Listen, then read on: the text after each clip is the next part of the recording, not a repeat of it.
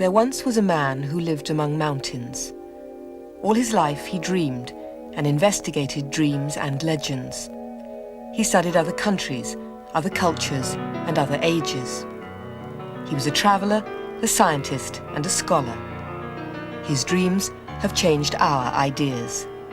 His name was Carl Gustav Jung.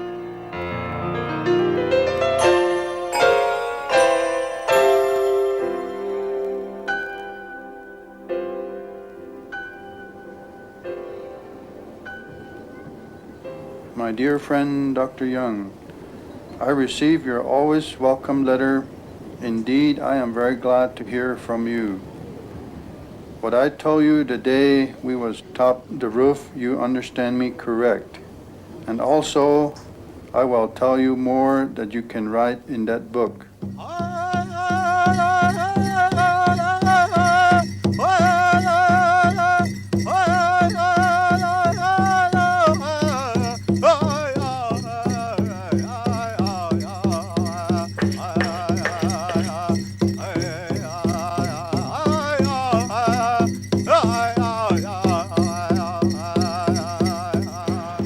For the traditional Indians, the mythology is part and parcel of their whole social system. They don't just believe in myths. The myth is their culture. Their way of life is their myth. The Swiss psychologist Carl Gustav Jung spent the early part of his working life investigating the personal unconscious through dreams. But he devoted the second half of his career to researching what he called the collective unconscious, which connected people of different cultures at the deeper level of dreams, ritual, religion, and mythology. The author, Count Nikolai Tolstoy. It would be very hard to explain, it seems to me, for the universality of certain myths, which repeat themselves and sometimes or very often, in strikingly similar detail in very different cultures and societies. And I don't see how that could be explained unless there's something springing up, so to speak, from universally within men, which Jung gave this term, the collective unconscious. The concept of the collective unconscious is absolutely essential for understanding Jung. I can't say it was his invention, but it was his discovery. The collective unconscious is that set of building blocks from which human reality is made. And it's as if there is this great reservoir outside of time and space, patterns or energy. Mankind struggles to give it definition like this, from which everything is drawn or everything is made. Jung observed a lack of meaning in the lives of his patients and in modern European culture in general. He studied mythology, legends, fairy tales, and religions in many languages to see what they shared and what European culture lacked. In 1925, Jung set off to visit the Elgonyi tribe in Kenya. His companion was the English psychiatrist Godwin Baines, who had worked in Zurich as Jung's assistant. Together, he and Baines filmed their expedition in search of psychological discoveries. They trekked for weeks through the highlands of Kenya towards Mount Elgon. Their African destination was in extreme contrast from the Europe of the 1920s. Jung was fascinated by primitive societies in which mythology and ritual defined the role and meaning of the individual person's life.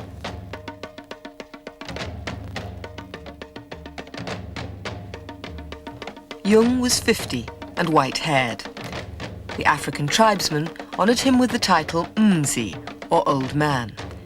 They were as fascinated by the white European doctor as he was by them. He had learnt some Swahili, and as always, he asked everyone he met about their dreams and the importance they gave to dreaming. Dr. Joe Wheelwright. His visit to Africa certainly helped to inform him on the subject of dreams and to differentiate between what he called big dreams and little dreams. And this had to do with whether the dream was from the collective unconscious, from the deepest layers, or whether it was from the personal unconscious. Because a big dream came from the collective unconscious and was really universal in its import. Jung's expedition party spent 6 weeks living among the Elgonyi. In conversation with the elders of the tribe, Jung asked them about their religious practices and their dreams. In particular, the Swiss doctor of medicine conferred with the Labon, or medicine man. He answered with tears in his eyes. In old days, the Labons had dreams and knew whether there is war or sickness, or whether rain comes, or whether herds should be driven. But since the whites were in Africa, he said, no one had dreams anymore. The divine voice which counseled the tribe was no longer needed, because the English know better.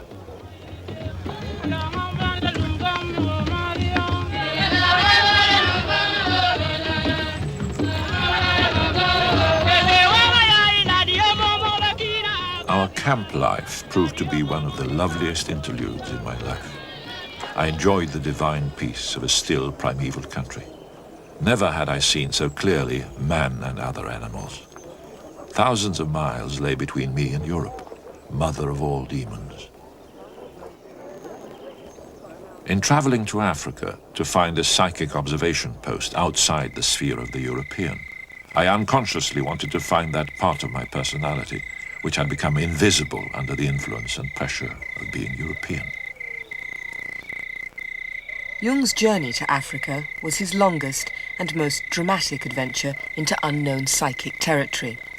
The distance and the difference of cultural patterns gave him a sense of perspective on the civilized Western psyche.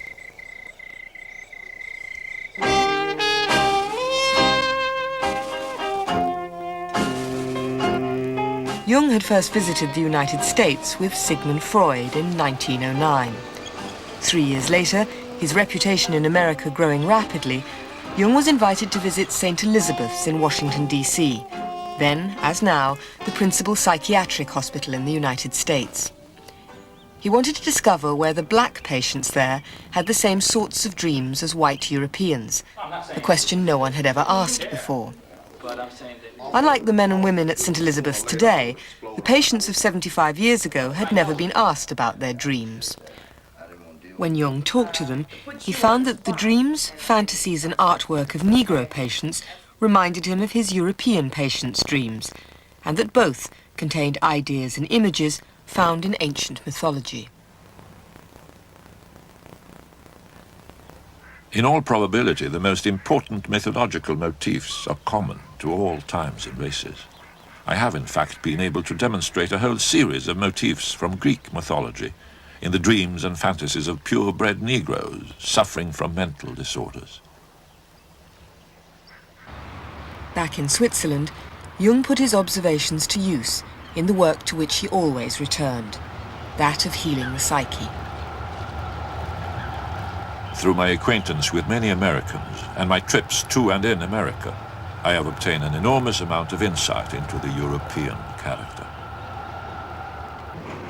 On my next trip to the United States, I went with a group of American friends to visit the Indians of New Mexico, the city-building Pueblos.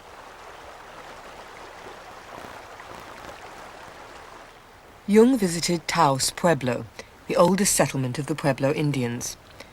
The Pueblo tribe, like the Hopi, the Navajo and the Acoma, are one of the many tribes of the Anasazi culture, whose original homes are now ruins, like the White House in the Canyon de Chelly in eastern Arizona. These oldest inhabitants of North America are farming peoples, whose history, mythology, religion and calendar are all interwoven.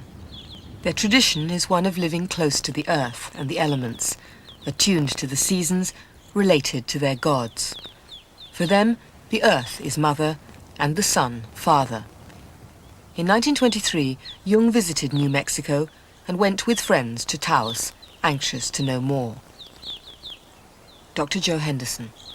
He was very impressed by a medicine man he met there called Mountain Lake, and he always liked to repeat what Mountain Lake had said, that the Americans were all crazy because they think with their heads instead of with their hearts, the way the Indians do.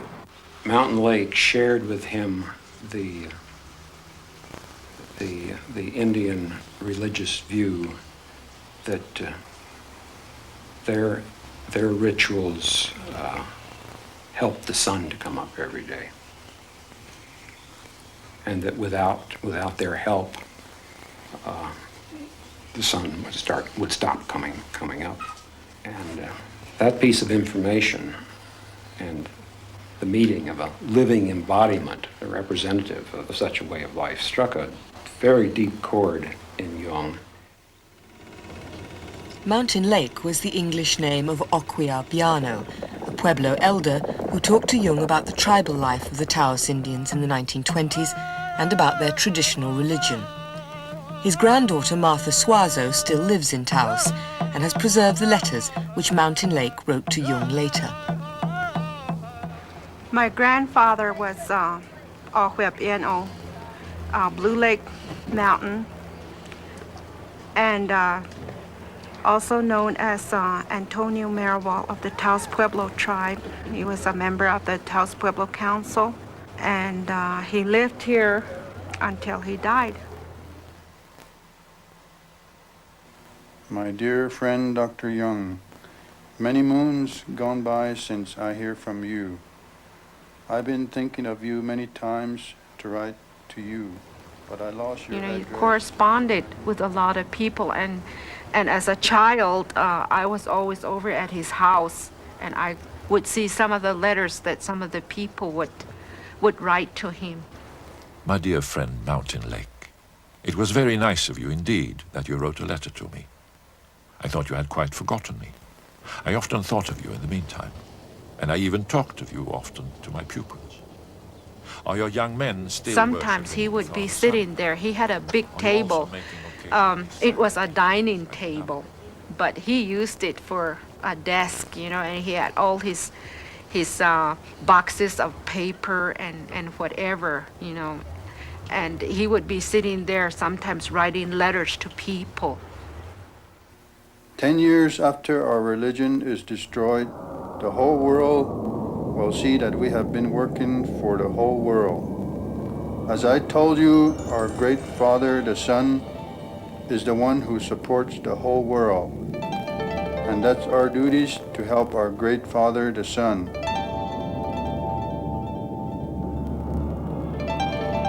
I really don't know maybe to what depth he told Jung, but he made an impression on him, and Dr. Jung made an impression on my grandfather. My old Pueblo friend thought that the raison d'etre of his Pueblo had been to help the sun to cross the sky. I envied him for the fullness of meaning in that belief. That was my grandfather's philosophy, that if our Taos Pueblo Indians stopped practicing their religion, he said give or take 10 years that the whole world would end. After all, that's what's keeping this world going. In 1963, Jung's grandson Dieter Baumann, also an analyst, followed in the footsteps of his grandfather to Taos to meet the elderly Indian who had had such an impact on Jung. It was very moving because, 40 years before, my grandfather had met him, and he could remember very well and showed me that they had talked there on the roof with each other. And I found him a very fine man, a very special man. He was very intelligent, and he had a very soft face, also very human, profoundly human. I think he had a very deep feeling. We do feel with the heart, or think with the heart. See, Mountain Lake said, how cruel the whites look. Their lips are thin, their noses sharp, their faces furrowed and distorted by folds. Their eyes have a staring expression. They're always seeking something. What are they seeking? The whites always want something. They're always uneasy and restless. We do not know what they want. We do not understand. We think that they are mad. For the first time in my life, so it seemed to me, someone had drawn for me a picture of the real white man. This Indian had struck our vulnerable spot, unveiled a truth to which we are blind.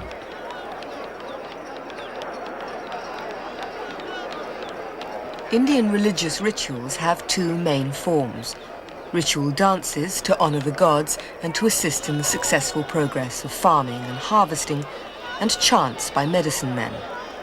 The chant can last as long as 9 days and is used for healing both physical and psychological illness.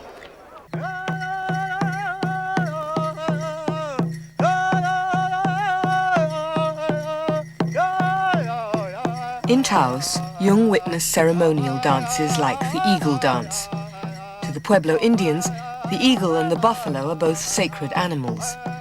Religious traditions dictate that eagle feathers must be used in ceremony and ritual, so the tribe thanks and honors the bird by imitation.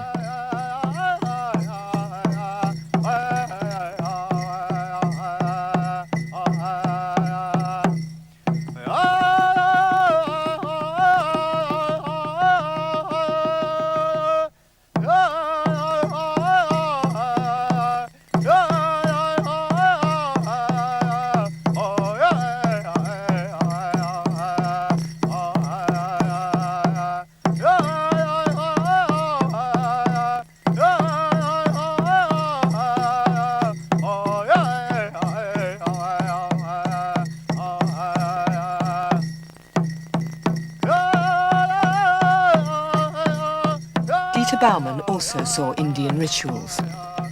The main message from the Indians was, for me, the respect for the earth, the religious attitude towards the earth. They are really in touch with the spirit of the earth.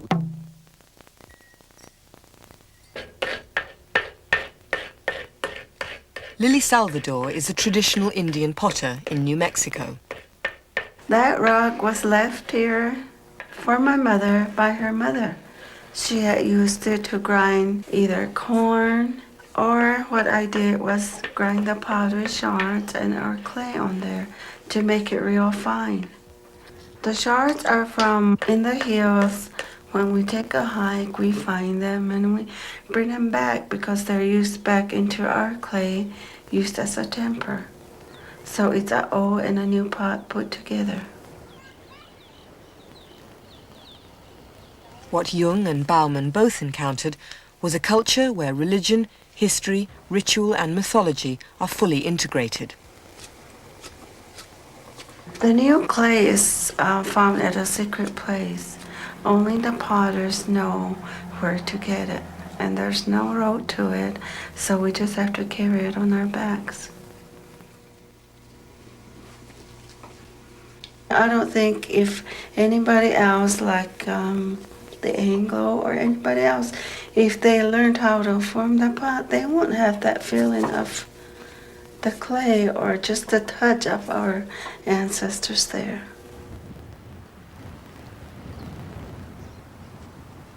The pots themselves are not merely decorative. They tell the history of the Acoma tribe's search for their promised land, the high mesa of Acoma, known as Sky City, and claimed as the oldest inhabited settlement in the United States. The story of the long journey to the Acoma's tribal home is passed down the female line, and the potters are always women, who give the story expression in the traditional form. The design here represents how our people had traveled a long time ago. It was told to us that they had traveled in a circle, always looking for a place that was ready for them. In our language, Acoma means a place that was ready, or the promised land. And the lines represent your rain. It rained on them, and right here is your sun, and it's coming out of the cloud here. The myth of the Acoma people reflects the everyday reality of many of the Indian tribes. Wherever there is rain or water of any kind, there can be agriculture, food, and survival. But the tribe is not only at the mercy of the elements. Its traditions also bring the elements into harmony. Lily Salvador's pots require the clay earth and fire to set them hard, but they also need the life-giving water and air as well. That's what we always have in mind, is moisture. After I finish making a pot, I'm told to blow into them to give them a heart or their own spirits. And down at the bottom, when we draw our first line, we are told not to close it completely, and that brings in the spirit. The spirits of my ancestors are there. Jung's meeting with Indians was brief, but like his contact 2 years later with the African tribesmen, he encountered a society for whom mythology was the religious explanation of their life and origins, expressed in story and ritual. Jung was quite sure that man is not complete without a living mythology or religion. Unlike his European patients, tribal people had a sense of meaning to their lives. Verbeano told him that through the ritual, every morning they made the sun come. If they didn't come, the sun wouldn't rise anymore, and it would be the end of the world. He realized that people had to live their own myths, and it was important to him that they were related to something important, they were related to something greater than themselves, and that is all that matters. He found similar instances with them and with others, and this made him believe in the all presence of the unconscious, the collective unconscious. In his travels and studies, Jung saw mythologies as the expression of the collective unconscious. When stories, images or symbols appeared in similar form but in different cultures, he called them archetypes. These represent a common human inheritance of patterns of thought and action or basic psychological instincts. It is quite certain that man is born with a certain functioning, a certain way of functioning, a certain pattern of behavior, and that is expressed in the form of archetypal images or archetypal forms. For instance, the way in which a man should behave is given by an archetype. And therefore, you see, the primitives tell such stories. A great deal of education goes through storytelling. He thought that scientific industrial man was suffered great psychic distress and frustration because the religious side of our nature was repressed. Jung was trying to speak to that, to bring it forward. According to the Jungian tradition, our religions are produced something like works of folk art. Religion is the heart and center of culture, and it's through religion that we work out a common vocabulary of rituals and symbols, which together makes up a kind of house of meaning that we dwell in, our particular vision of the universe, of human life, of human personal relations, and so on. In Africa, Jung sat with the Algoni men as they told their myths and stories. For instance, they call in a palaver of the young men, and two older men perform before the eyes of the younger all the things they should not do. Yeah. And the answer says, no, that's exactly the thing you shall not do. Another way is they tell them of all the things they should not do. And you, like a decalogue, thou shalt not. Yes, yes. And that is always supported by mythological tales. For instance, our ancestors have done so and so, and so you shall do. Or such a hero has done so and so, and that is your model. Yes. In Greek, you know, there was a Theseus, there was a Heracles, models of fine men, of gentlemen, you know. Yes, yes. And they teach us how to behave. They are archetypes. I see. Archetypes of behavior.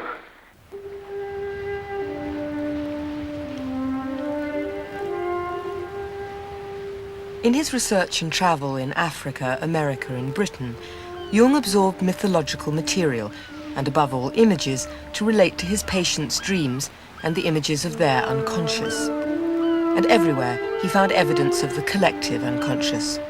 Author Robert Johnson. He discovered it in the unconscious of his own patients and in his own extraordinary experiences of dreams and visions, and also in the mythology, which fascinated him. The fact that mythology from every part of the world carries so many elements in common fascinated him.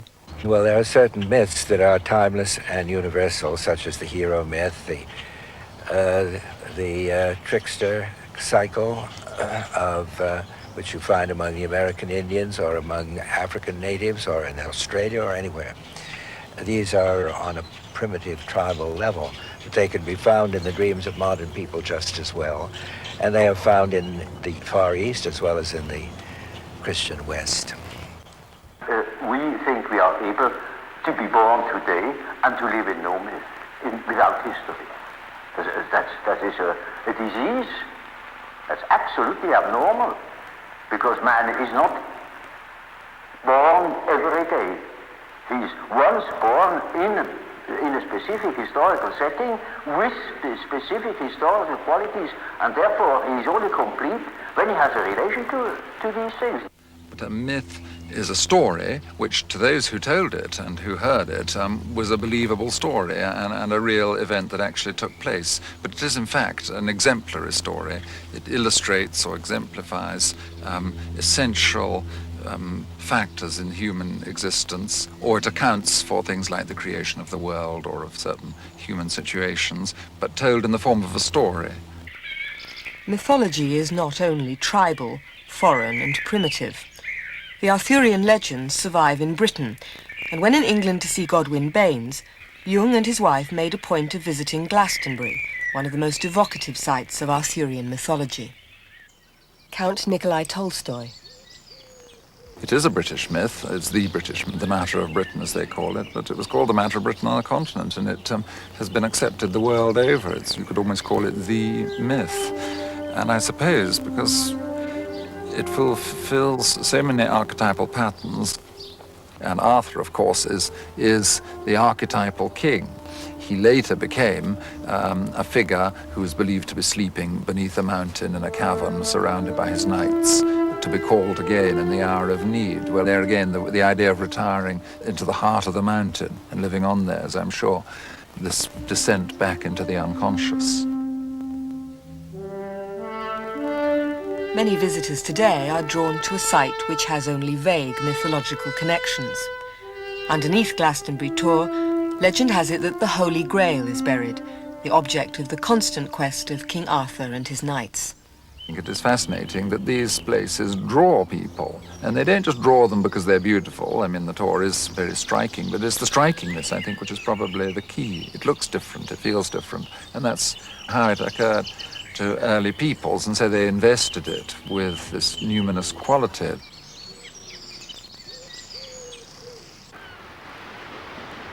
Tintagel Castle in Cornwall is Arthur's supposed birthplace, where Merlin discovered the infant king-to-be washed up on the shore.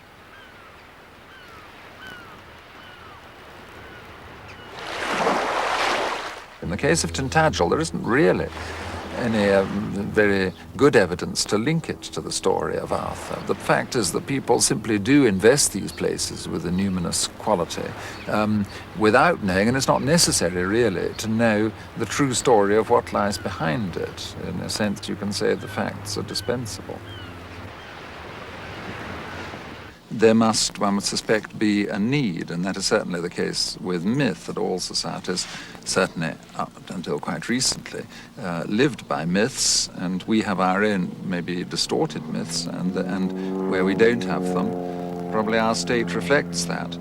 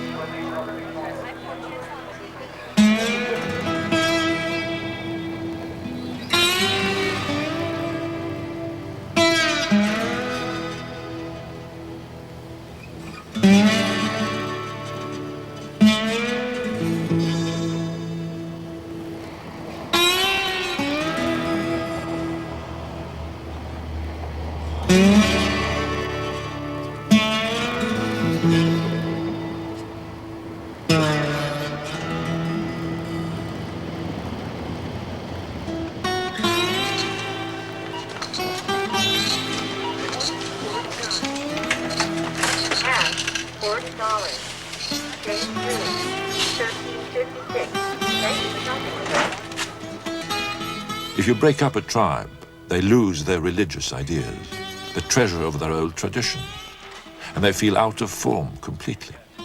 They lose their raison d'etre. All the meaning goes out of their life. It does not make sense anymore, because we infect them with our own insanity.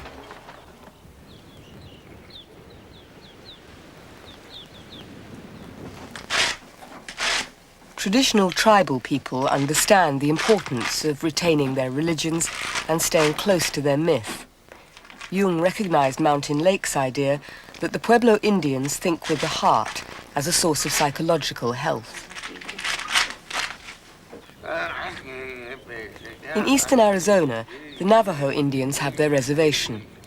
Their religion is based on a system of healing ceremonies or chants intended to cure illness or to bring members of the tribe back into harmony with the tribal traditions. Sand paintings illustrate the stories and symbolism of tribal mythology, created by hand with naturally colored sands.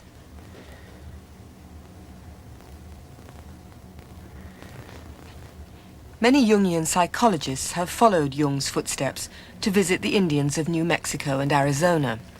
For Donald Sandner, the interest is in the Navajos. For 15 years, he has studied their ceremonies and drawn certain parallels with Jungian psychology. You could say that in the Navajo system, there is a myth behind every chant, and behind each chant, there was a story. And if you had a certain illness, for instance, let's say you had what they would call joint pain, swelling, arthritis, or rheumatism, that you would say, what hero or what heroine, some of them are women, the heroines of the story, what heroine had that disease? So you might say, that I identify. You would be identifying already with her. So you would choose that chant. The chant is a recitation of part of one of the epic mythological stories about the gods and the early history of the tribe, and the sand paintings in the ceremony illustrate the story symbolically.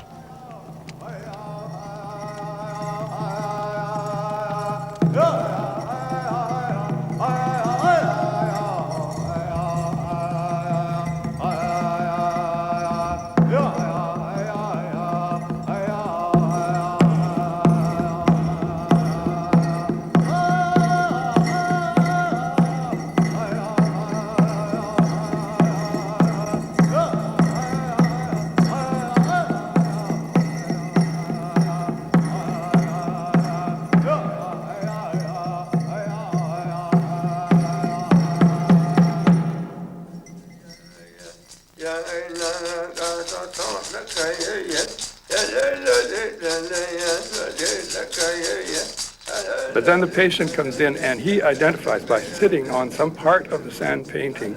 He identifies with that power in the sand painting. And it would be roughly paralleling the myth, although the myth is not told, is never told. It's assumed that you know it already. That power is put on the patient. And at that moment, the patient takes it in. He identifies with the medicine man, with the power in the painting, and with the hero or heroine of the whole chant. And he himself inwardly goes through that process of being healed by that identification.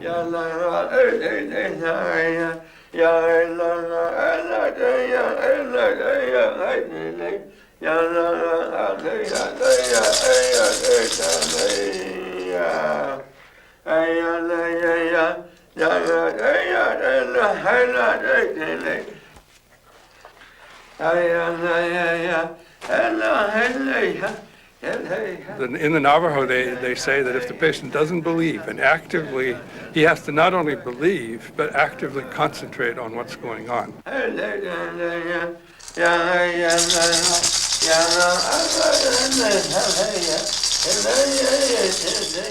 The patient wanted to get well, see. He wanted to get back on his feet, and that's what it is. So it's really up to the patient, you know. He has to, the symbolism, the images have to enter his mind and they activate that unconscious part of his mind. And he has to do that. And in the Jungian analysis also, it's the patient. If there are no dreams, we can work with other things, but the patient must produce the symbolism in order for it to be worked on. Some symbols recur in almost every sand painting. Lightning flashes, rainbows, and the warrior gods and star gods are the most common. They are found in many different cultures, and Jung recognized these symbolic strands as archetypes. The rich Navajo symbolism is not confined to healing chants and rituals. It is also used for the decoration of the Navajo arts and crafts. Zonnie Jones weaves rugs which are replicas of the sand paintings in healing ceremonies. I mean, if you wanted a kind of a place to look for corroboration of a lot of Jung's views, particularly the ones about archetypes and the collective unconscious, you could do no better than to look into, like, the Navajo symbol system, where it's all there. It's all put together from the collective unconscious. It's a traditional design handed down to me from my mother. There will be a sun and a moon here. I know what the finished rug will look like without having any plan of it on paper. There will be 4 gods like this one here. This is the lightning. And this is the rainbow around the edge. One symbol that appears constantly across cultures, in religion, mythology, and dreams, is the serpent or snake. In Navajo painting, the snake appears in a great many of the chants. Almost, well, the great majority of them have the snake in it somewhere, and this is also true of people's dreams. In a lengthy analysis, there's almost always very important dreams that center around the snake. Once I had a patient, a young woman, about 27 or 8, and her first words were, when I had treated her, he said, "You know, doctor, I come to you because I have a snake in my abdomen." I said, "What?" He said, "Yes, a snake. A black snake coiled up right in the bottom of my abdomen." And I must have made a rather bewildered face at her. And she said, "You know, I don't mean it literally, but I should say it was a snake. It was a snake." Well, now, that is a collective symbol. That is not an individual fantasy. That is a collective fantasy. Collective, yes. That is well known in India. Yes. For instance, it has nothing to do with India, but we have it too, which is generally human, but it's entirely unknown. So that I, even in the first moment, thought, perhaps she's crazy.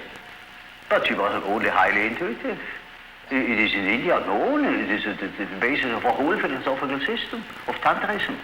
This is Kundalini. Kundalini serpent. I see. You see?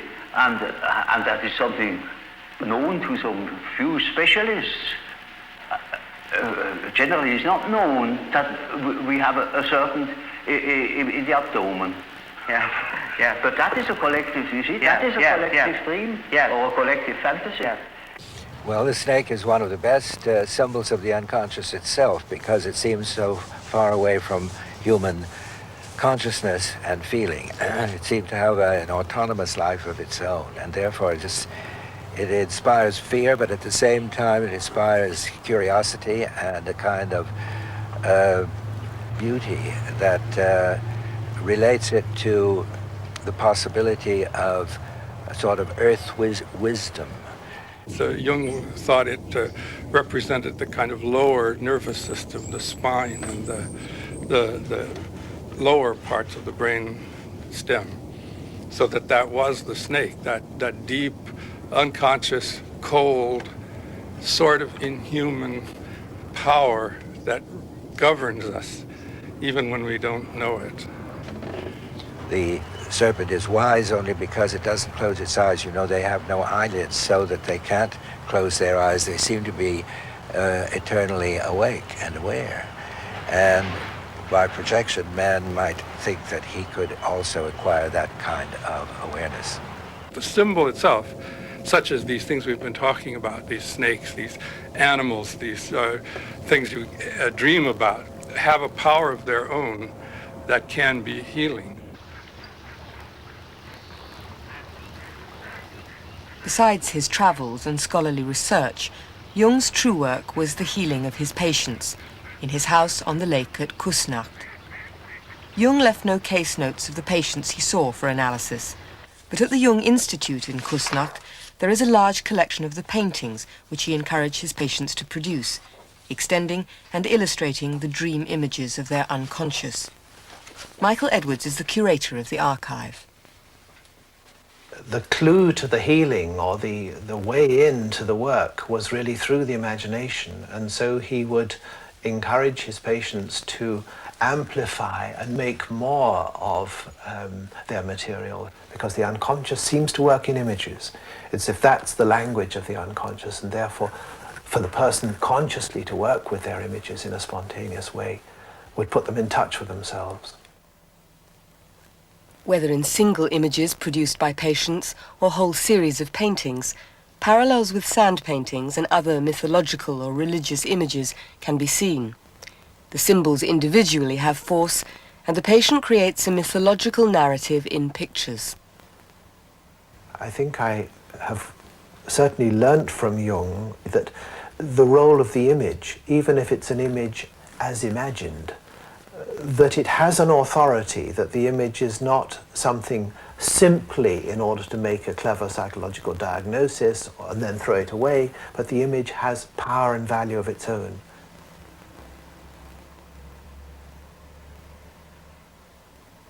Jung believed, as I understand it, that the story was purposive, that it knew where it was going in its own way. It didn't follow a rational logic, but in the same way that a good novel keeps us interested by taking twists and turns and yet having a sense of being convincing about it. So these inner stories, these private stories, also I think had that same feeling of inevitability, which I think is archetypal. At his tower on the lake at Bowlingham, Jung produced images and mythological symbols as his patients did. He painted, sculpted, and carved the most important characters and images from his inner life. His travels had confirmed his views that in more primitive societies, myths and archetypes still had a force. In Europe, mythology was no longer a living influence. Dr. Gerhard Adler. Most of all in his journey, both to Pueblos and to the GNOSIS, he learned to look at the Europeans, Europeans, as a white man, we may say, as from outside. And he saw that that was quite wrong to believe that the white man had all the truth. Today, the idea that man does not have all the truths or all the answers seems commonplace. Jung looked to man's lost psychic origins to restore some balance. However, some Jungian analysts now argue that we are still ruled by myth, but by a new myth, and we are unaware of the fact. Analyst James Hillman. Yes, the modern man had lost his myth, had lost his sense of myth. But you see, we've moved that. Now we realize that technology is our myth. The myth is always the thing you're in and don't know it's a myth. Mythology is always present. It's like asking, is matter present in today's world? Yes, of course. See, science is man's current authority. It's the one thing that is believable now. It's our reality, and we can't escape that. A much more difficult thing to say, and antagonistic to many ears, is that science is our present myth. Science is our as if. Has science replaced religion in that sense? Yes, for most people, science is their religion.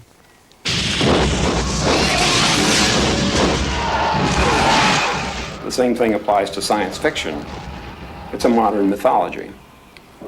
And I think it's safe to say that science fiction, in all its various forms and variations, does have one basic recurring theme.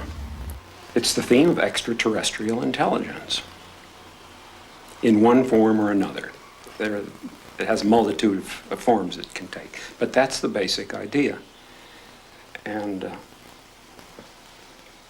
that's highly significant psychologically, because it demonstrates that the second center of the psyche, the self, is all ready to be discovered.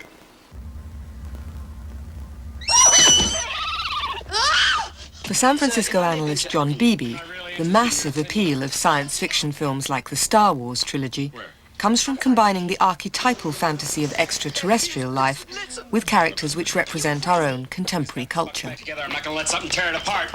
To me, the movie comes alive because it has so many of the elements of our culture all scattered around through it. Let's get out of here! Stand by, you're still out there. I don't think it's wise. Time to discuss this in committee. I am not a committee. The princess is a little bit like a rather pert but very nevertheless American women's lib kind of princess. And then of course we have the R2-D2 and the butler as a kind of Laurel and Hardy, and of course we have the Cowardly Lion. And young, kind of sparky, spanking clean young hero questing kind of. You have the wise old man, and you have all these loose archetypes of the culture. To see myth as something that's happening all the time, that myths are being made all the time, so that it's sort of interesting when a movie becomes not a kind of updated depiction of an old myth, but creates its own new myth.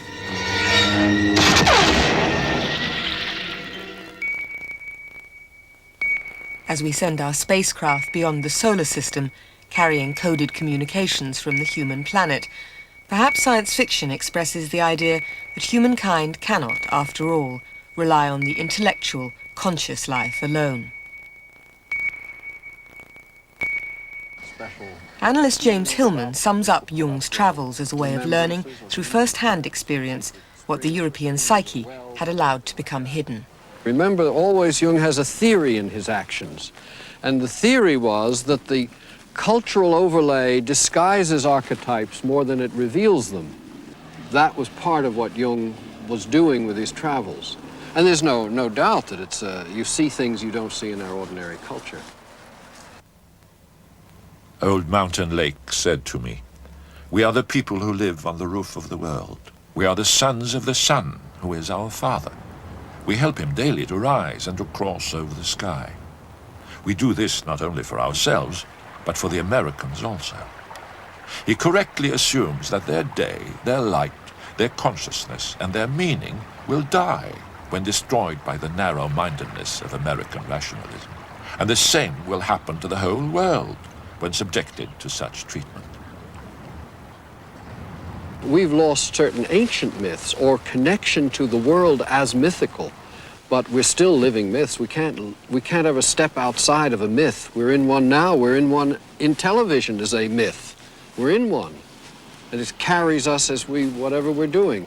And to declare myth only something that people tell each other around the campfire, or dance naked to, or paint themselves purple, is not that's not the whole story of myth. Myth is what captures your imagination and moves your language and your body into doing things in certain ways. So we're always in myth.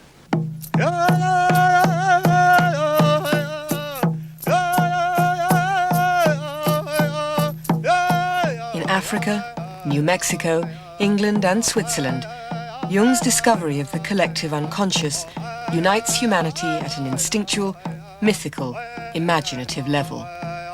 What he intuitively knew and confirmed among African tribes and on a Pueblo rooftop, conscious life is constantly forgetting.